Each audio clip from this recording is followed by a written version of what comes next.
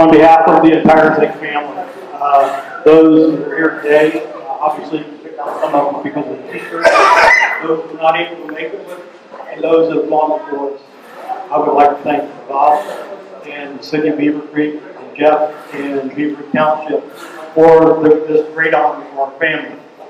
In addition to that, I'd like to thank the Beavercreek Historical Society, and specifically Jill Kinder, Bob Wagley, Brett Williford, and my good friend Bob Zimmer for bestowing this honor on us. It is truly a great honor for our family.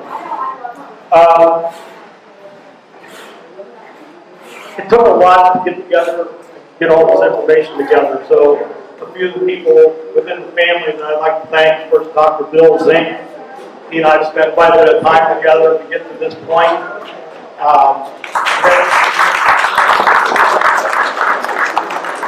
Mary Ann Shane is not with us today. This is like the 1 week out of the year. She doesn't have family commitments, so they're on vacation. Tom Westmore, my daughter Jennifer. We're running a video that will run throughout the afternoon, runs about 25 minutes. If you can stick around for some of it or all of it. It's a video that basically answers one of these questions. Tell us a little bit, what are your favorite Zink memories or what it means to you to be in the Zink family? I'd like to thank my wife Karen, Megan McConnell, Megan, and all those who contribute pictures and videos to help us put together what we're presenting today. I'd like to thank my son Stephen and my grandson Eli, who are going to be the speakers here in a few minutes. I'm glad they stepped forward. Also, I'd like to thank the mayor of Flat Rock. We've been in contact with them. We've got information from them. Also, they put me in contact with a descendant of great-grandma and sent us valuable information. So that's great. Jill mentioned t-shirts. Stephen and Craig signed those t-shirts. Stephen printed them. And so thank you very much. So in the next few minutes, we would like to trace our family roots. And to get it started, I'd like to introduce my grandson, Eli Zink. Eli? Hello, my name is Eli Zink. I am 8 years old. Many people in my family are right here in Beavercreek. My dad is from here. My grandpa is from here. My great-grandfather and my great-great-grandfather are from here too. But my great-great-great-grandfather named Anton Zink was not born here. He was born in Germany, a little town called Bach. He came to Beavercreek when he was just 14 years old. I bet he was very adventurous. He traveled all the way from Germany, and he's only 6 years older than I am now. Next, I'd like to introduce my Uncle Stephen, who will tell you more about Anton and how the Zink family came. Hi, my name is Stephen Zink, and I'm happy to be here today as part of this Beavercreek Heritage Day. And it's an honor for me to get to share with you some of my family history. As Eli mentioned to you, the Zink family has been in Beavercreek area for a very long time. And Anton Zink, which is my great-great-grandfather, was the first Zink to come to Beavercreek. Anton was born in Bach, Germany in 1846 to Xavier and Teresa Zink. He came to the United States in 1860 at the young age of 14 with his 18-year-old brother Carl to live with his uncle and aunt, Alois and Christina Glazer, on a farm in northwest Beavercreek. That area of Beavercreek for a long time was known as New Germany. The Glazer farm is what would later be known as the Zink homestead. This farm no longer exists today and has been replaced by Meyer at the corner of Zink Road and Colonel Glenn Highway down the street from Wright State University.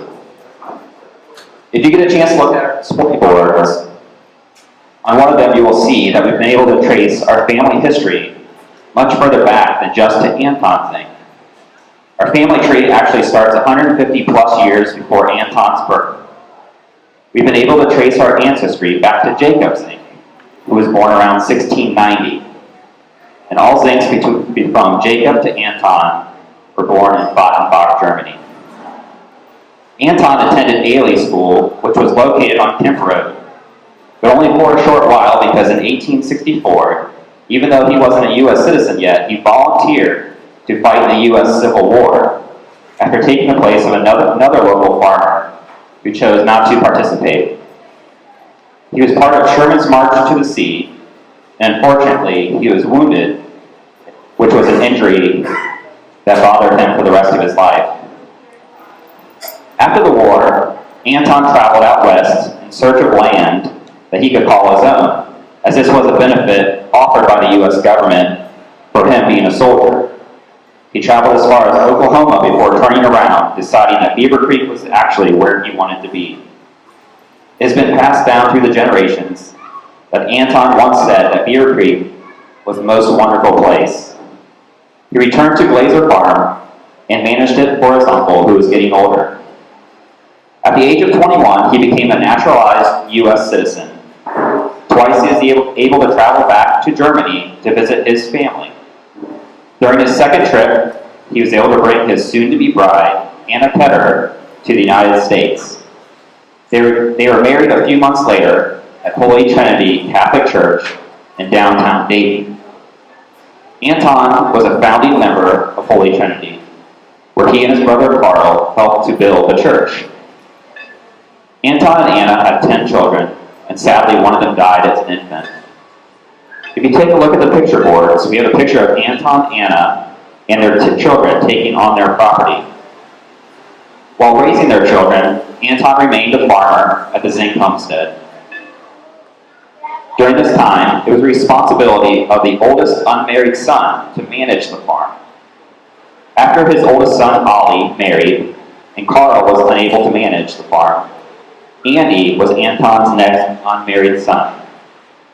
Andy was a phenomenal baseball player, and due to his responsibilities at the Zink farm, he had to turn down an invitation to play for the Detroit Tigers professional baseball team. At one time, the Zink herd of cattle was considered one of the finest in the state, and over the years, the Zinks produced a lot of milk for the Dayton area. As I mentioned, Andy Zink was known as a great baseball player, but he wasn't the only one that played. Actually, all of Anton and Anna's boys played on the New Germany fast-pitch softball team. Teams would come from all over to play the New Germany team. In my grandfather's generation, they switched from playing fast-pitch softball to baseball.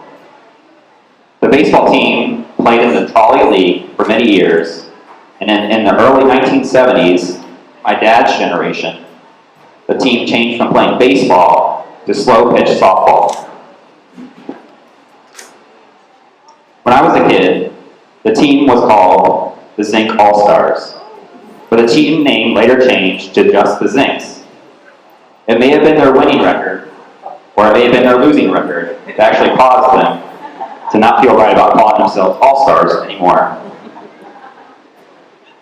However, we've had many family members that went on to play high school and college sports. Several have gone on to become high school coaches and athletic directors. Our family even had a special event when Doug Zink's Fairborn High School basketball team played his father, Jim Zink's Fairmont High School basketball team. Additionally, Frank, Otto, Jim, Ed, Junior, and Jenny have all been inducted into the Beavercreek Athletic Hall of Fame. Besides athletics, the Zink family has valued education over the years. Two of Anton and Anna's children became teachers, Louise and Frank. Frank taught in Beavercreek schools for 43 years. The football field at Beavercreek High School is named Frank Zink Field in his honor. We have had many family members that chose teaching as their profession, and several of them taught for Beavercreek schools for many years. The gym at Ferguson is named in honor of Otto Zink Jr., and the field house at Beavercreek High School is named in honor of Ed Zink. Over the years, the Zinks have always enjoyed having a good time. And in the early 1900s, My great-grandfather, Carl Zink, was one of the founding members of the New Liberty Welfare Association. The New Liberty Welfare Association was formed to hold social events in the New Germany area of Beavercreek, and people from Dayton to Xenia would come to their dances, oyster dinners, and other events to have fun. They even had a band called the New Germany Band. We have a picture on one of the boards of the band. This band not only played at their own social events, but also traveled throughout the area. And it was partially due to the money that the band earned that helped to build the New Liberty Hall in 1919. This building is known as the Hall to the Zink family and still stands today, located on National Road in Beavercreek. I still attend the first Tuesday of the month potluck dinners at the Hall with other family members. The Zink family loves traditions, and one that dates back before anybody can remember is the Zink Christmas party at the Hall. The Santa Claus can still be found on the first Tuesday of December with little Zink kids on his lap handing out candy canes. And on one of the boards you will see another picture taken in front of the Hall in 1957 with 102 family members. Back in the day, this was typical of how the family celebrated Easter and Christmas. Just lots of family and food. And one of the newer Zink traditions is Monday night at Beef O'Brady's, where you can likely find 1 to 3 dozen Zinks having fun, having dinner and a drink. As you can see, the Zink family heritage runs deep in Beavercreek, and I am blessed to be a part of the Zink family. It has been an honor for me and my family to be a part of this Heritage Day and to be considered one of the pioneer families in this area.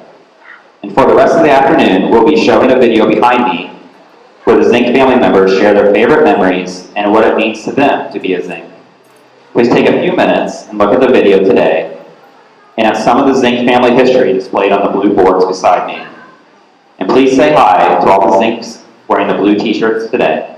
Thank you.